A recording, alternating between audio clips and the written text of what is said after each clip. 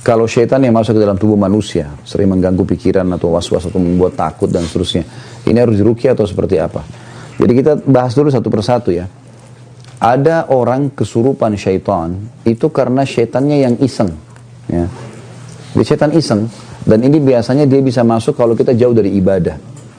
Ya, kita jauh dari ibadah. Misalnya memang kita nggak pernah zikir pagi sore, sholatnya bolong-bolong, segala macam.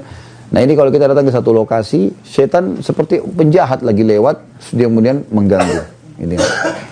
Nah ini biasanya lebih mudah untuk keluarkan, karena dengan dia ibadah, dia lari ke ibadah, maka syaitannya akan merasa kegerahan, kemudian dia akan keluar. Gitu kan.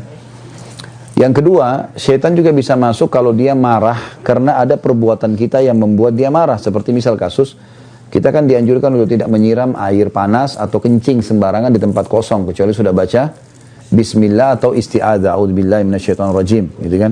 Karena biasanya kita kencing di situ atau buang sembarangan air, kemudian kena anaknya jinnya jadi marah masuk ke badan, gitu kan?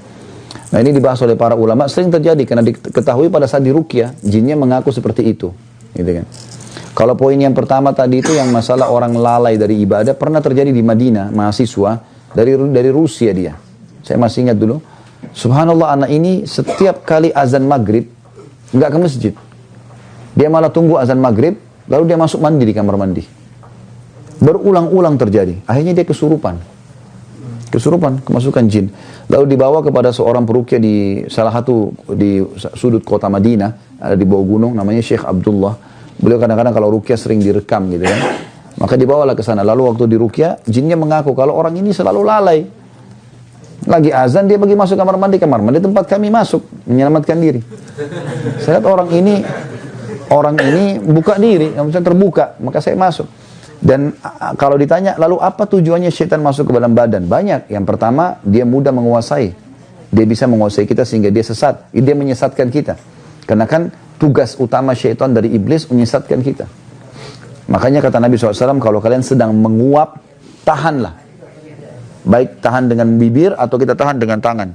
Karena kalau dia buka, maka syaitan akan masuk ke dalam tubuhnya dan menguasainya. Jadi bisa menguasai sebenarnya gitu kan. Apalagi kalau lagi sholat. Jadi ini contoh-contoh. Jadi yang pertama bisa saja karena kelalaian kita maka dia masuk. Yang kedua karena dia iseng gitu kan. Yang ketiga karena dasarnya kitanya manggil-manggil. Kitanya suka manggil-manggil. Ya. Ini biasanya orang yang kayak semua kasih sesajen di gunung-gunung, di gua, di lautan, lalu dia panggil-panggil, wahai penjaga gua, apalah penjaga gunung, panggil-panggil namanya. Nah ini biasa kena panggil-panggil, nanti dia bisa kesurupan, gitu kan? Kesurupan. Yang keempat, dia ditransfer oleh orang lain, seperti tenaga dalam, ya. Itu biasanya kan syaratnya dimandiin malam hari, apalah dengan rujuk kembang, apalah segala macam ini, maka ditransfer syaitan itu, bahasanya di Indonesia biasa transfer aura. Padahal sebenarnya bukan transfer aura, itu tuh memang ada jin. Karena rata-rata teman-teman yang pernah belajar ini, tenaga dalam, segala macam, mandi tengah malam, ini begitu kami ajarin ruqyah, begitu dia ruqyah, dia muntah-muntah. Reaksinya sendiri ada. Gitu. Jadi memang reaksi itu bisa terjadi. Ini termasuk bisa. Yang kelima, bisa saja syaitan masuk justru karena dikirim oleh para penyihir. Ya, seperti kita diambil foto misalnya, diambil potongan rambut, diambil apalah, pakaian dalam. Makanya teman-teman sekalian hindari sekali foto yang dipajang. Hindari sekali, kayak kita di medsos itu ya. Maksudnya apalagi kalau di profil. Ada orang subhanallah pergi taklim, otw taklim, tak foto. Nanti pulang taklim, foto lagi. Gayanya luar biasa, 1000 gaya gitu.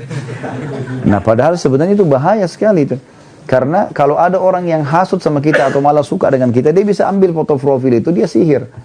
Sudah cukup untuk menjadi alat sihir. Nabi SAW pernah disihir oleh Lubab bin A'sam, orang Yahudi.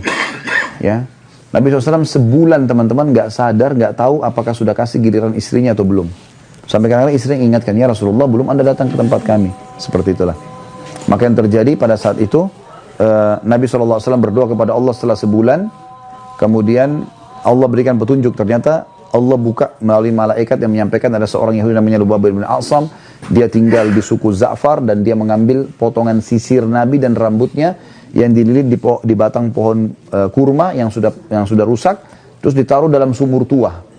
Maka Nabi SAW mengajak Zubair dan Ali radhiyallahu anhum ajma'in lalu membongkar sumur tersebut, mengeluarkan lalu memusnahkan buhulnya, ya. Maka ini harus hati-hati teman-teman sekalian, ya. Kita harus bertakwa kepada Allah. Kata Nabi SAW, siapa yang datang kepada dukun, peramal, penyamun, penyihir, bertanya saja, belum percaya. Coba tebak tangan saya, coba saya mau tahu nasib saya, coba gini dan begitu, maka tidak diterima sholatnya 40 hari.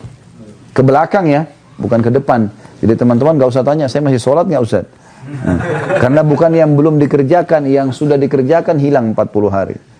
Kalau 2 kali ke dukun ya hitung saja sendiri, 10 kali ya hitung saya sendiri, urusan Anda sama Allah udah.